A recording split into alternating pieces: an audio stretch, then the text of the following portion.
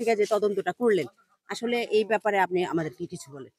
এ ব্যাপারে আমি বলবো 28 তারিখ আমাদের কাছে রোকেয়া বেগম নামে একজন মহিলা আবেদন করছেন, লিখিতভাবে আবেদন করছেন। তার মেয়ে অপ্রাপ্তবয়স্ক লিজা নাম, আর ওই মেয়ের স্বামীর নাম হয়েছে মোহাম্মদ আরিফ। তার বিরুদ্ধে একটা আবেদন করছে, তার মেয়েকে গুম করে রেখেছে। মেয়ে অপ্রাপ্তবয়স্ক, ছেলে অপ্রাপ্তবয়স্ক, যার জন্য 24 সালের যত সম্ভব ডিসেম্বরে সে মেয়েকে নিয়ে আসছে ঢাকা থেকে, গেন্ডারিয়া থানা এলাকা থেকে। এখন আমাদের কাছে আবেদন করছে মেয়েকে এখানে একটা সুষ্ঠু সুরাহার জন্য। আমরা আসছি পুলিশ হেডকোয়ার্টারের অবগত নিয়ে, ফুলগাজী থানার প্রশাসন সহ আসছি এখানে। আসার পরে আমরা 4:30টার সময় আসছি, দরজা গেট খুলতে 4:30 বাজে। কিন্তু প্রশাসনও আওয়াজ পাইছে, আমরা আওয়াজ পাইছি যে বাইরে থেকে বের হয়ে গেছে। এখন জানালা দিয়ে কি সেই মেয়ে ছেলে আরিফ আর আরিফের স্ত্রী রোকেয়া বেগম মেয়ে লিজা কি বের হয়ে গেছে, সরাই দিছে নাকি প্রশাসন এটা দেখেন, আমরাও দেখি না, কিন্তু আমরা জানতে পারছি যে একজন বের হয়ে গেছে। এরপরে এলাকার মেম্বার যারা আছে, গণ্যমান্য ব্যক্তি, তার সবার সাথে কথা বললাম, তাদেরকে জানাই দিলাম যে আমরা আসছি, ঘটনা সত্যি, মেয়েকেও নিয়ে আসছে, মেয়ে অপ্রাপ্তবয়স্ক আর ছেলে অপ্রাপ্তবয়স্ক। আমরা যদি এখানে পেতাম, হয়তো এলাকার গণ্যমান্য ব্যক্তি কি প্রশাসন নিয়ে একটা মিউচুয়াল করতাম। আরও শুনলাম যে এখানে নাকি কোর্টে মামলা হয়েছে। এই পর্যন্ত আমরা জেনে আমরা এখান থেকে চলে গেছি। ধন্যবাদ সবাইকে। আচ্ছা, আপনারা তো এখানে ছিলেন না? হ্যাঁ, আপনারা কি মনে করতেছেন যে এই যে দর্শক, আমরা এই মুহূর্তে আছি ফুলগাজী থানা ফেনীতে। তো আমরা এখানে এসেছি এখানকার প্রতিবেদন করার জন্য। আপনারা আমাদের সাথে থাকেন। আমরা একটা প্রতিবেদন তৈরি করতেছি।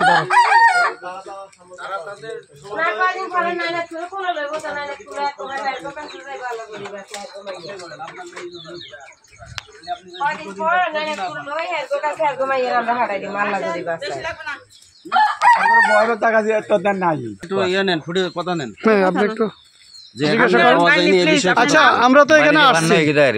আপনার নামটা ভাইয়া? আপনার বাবার নাম? আপনি এই অত্র এলাকার স্থানীয় তো, তাই না? ওয়ার্ড নাম্বার কত আপনার? 1 নম্বর ওয়ার্ড। এটা ওয়ার্ড হইছে 1 নম্বর ওয়ার্ড। ফুলগাজী 1 নম্বর ওয়ার্ড। ফুলগাজী 1 নম্বর ওয়ার্ড। আর আপনি তো এই যে এখানে যে আরিফ এবং রোকেয়া বেগমের মেয়ে লিজা নাকি? রোকেয়া বেগম চিনি না। এই যে রোকেয়া আরিফের বেগম চিনি এক কথা। প্রথমে বিয়ে করতে লাল মেয়ের ছেলে। হ্যাঁ, লাল মেয়ে। এই লাল মেয়ের ছেলে আরিফ রোকেয়া বেগমের মেয়েকে নুসরাতকে নিয়ে আসছে। ঘটনাটা এখন ওনাদের মুখে আমি শুনলাম, আমাদের কাছে অভিযোগ দিয়েছে, এখন আমি ওনাদের কাছে শুনলাম তাদের নামে মামলা হচ্ছে। যাই হোক, আমরা আসছিলাম ঘটনাটা জানার জন্য, উদ্ঘাটন করার জন্য।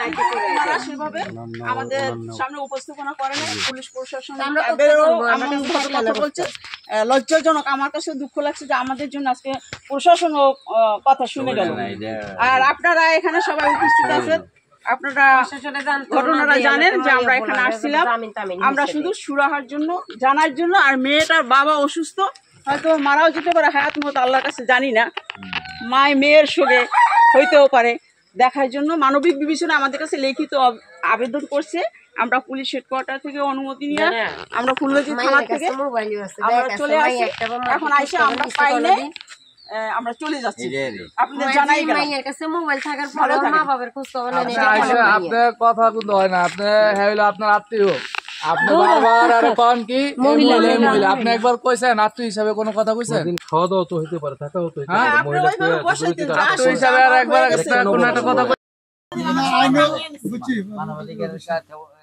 ওনার কাছে উনি করিয়ে।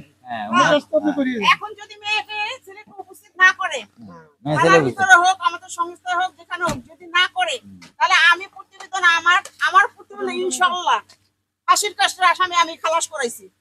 এটা আমার জীবনের চ্যালেঞ্জ। আমি 18 বছর ধরে সমঝোতা না আসলে তো আমি সত্যের জন্য একটা প্রতিবেদন লিখছি, সত্যের জন্য আমি গুলি খাইতে রাজি আছি, তাতে আমি ভয় পাই না। আমি এমন ভাবে লিখবো পুরো ফ্যামিলি কিন্তু জড়াই যাবে, এটুকু বলে গেলাম, আর কিছু বললাম না। আসসালামু আলাইকুম। নোয়াখালী ফেনী ফুলগাজী এলাকায় যে কাজে আসছি, ছেলে একটা মেয়েরে নিয়ে আসছে অপহরণ করে। আমরা প্রশাসনের লোকজন নিয়ে আসার পরে এখানে ছেলে মেয়েরে পাই নাই, ওরা নাকি এখান থেকে পালাই গেছে। আমরা চাই ছেলে মেয়েটা যেন, মেয়েটার বাবা অসুস্থ, দ্রুত ছেলেটা যেন মেয়েটারে বাবার কাছে দিয়ে আসে, এবং ওটা একটা মামলা চলমান রয়েছে। আমরা চাই এই মেয়েটা যেমন ছেলেটা নিয়ে দ্রুত বাপের কাছে হাজির হয়। তো আমরা এখানে একটা অপ্রাপ্ত বয়স্ক একটা মেয়ে যে তুলে নিয়ে আসছিল সে ব্যাপারে আমরা আমাদের যে টিম লিডার ছিলেন ফিরোজা নাজনীন আপা, মানবাধিকার চিফ কোঅর্ডিনেটর, তার সাথে আমরা এসেছি। তো আমরা এসে যতটুকু পেয়েছি আসলে ঘটনা সত্য এবং যাতে এটা সুষ্ঠু সুরাহা হয় এই প্রত্যাশা করব। আমাদের সাথে থাকবেন, ডিএসটিভি খবরের সাথে থাকবেন। আমি সানজিদা আক্তার আছি আপনাদের সাথে।